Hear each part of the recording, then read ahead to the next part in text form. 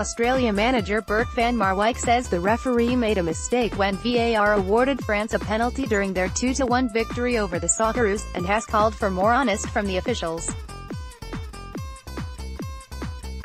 History was made in Kazan when VAR was consulted after Antoine Griezmann appeared to be caught by Josh Risdon's outstretched leg as he entered the penalty area. Play continued, but the Uruguayan referee, Andres Cunha, stopped the game to consult the screen on the side of the pitch and award a penalty, which Griezmann converted.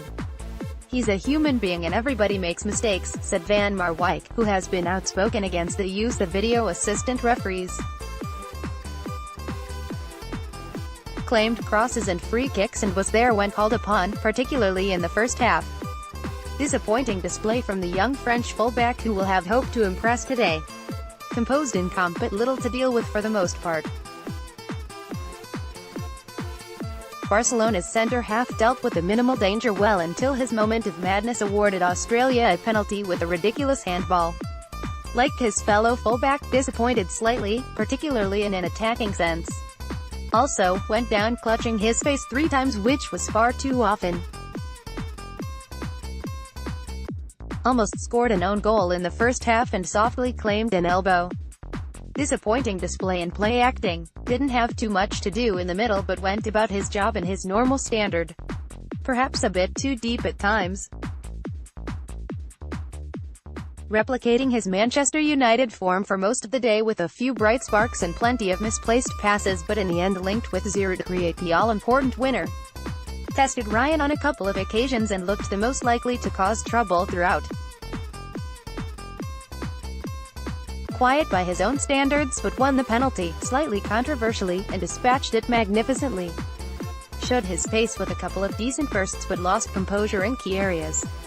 Was briefly tested early in the game and showed competency in all areas. Composed and impressive along with the rest of the Australia back four, but unfortunately gave the penalty away in controversial circumstances. Impressive performance from the centre-half who is so strong in the tackle. He burst a ball. Seriously though, he read the game and bossed it and was unlucky to be on the losing side. Kept the compact shape at the back and kept Griezmann, Mbappe and Dembele at bay. Not only defensively impressive but recognized French weaknesses and was Australia's big attacking outlet down the left, very unlucky to be awarded in the decisive goal. Wasn't consistently an attacking threat but pressed and harried the French defenders and made it a tough day for them. The Aston Villa man and captain of Australia led the team well and dispatched his penalty confidently. Took his Premier League form with Huddersfield into this clash and was the main man in the middle but will be hurting after the result.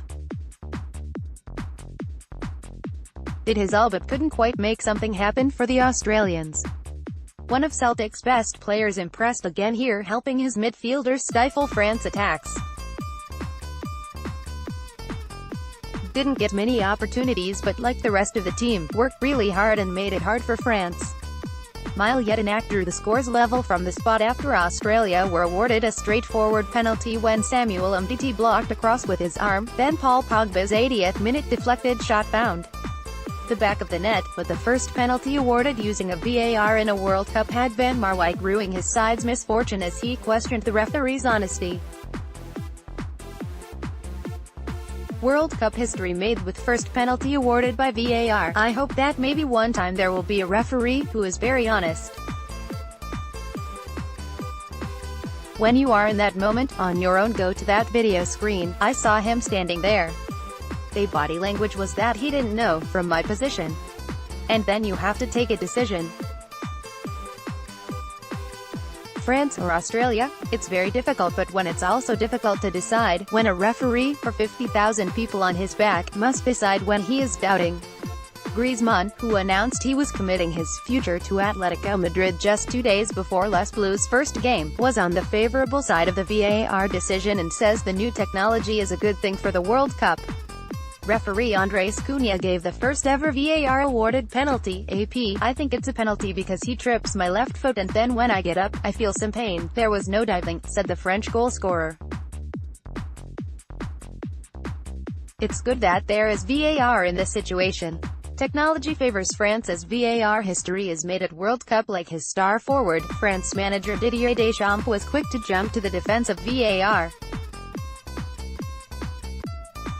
I'm not going to complain about VAR today because it was in our favor, obviously, but the referee didn't see that there had been a foul and he was able to correct this, so he was able to correct this mistake.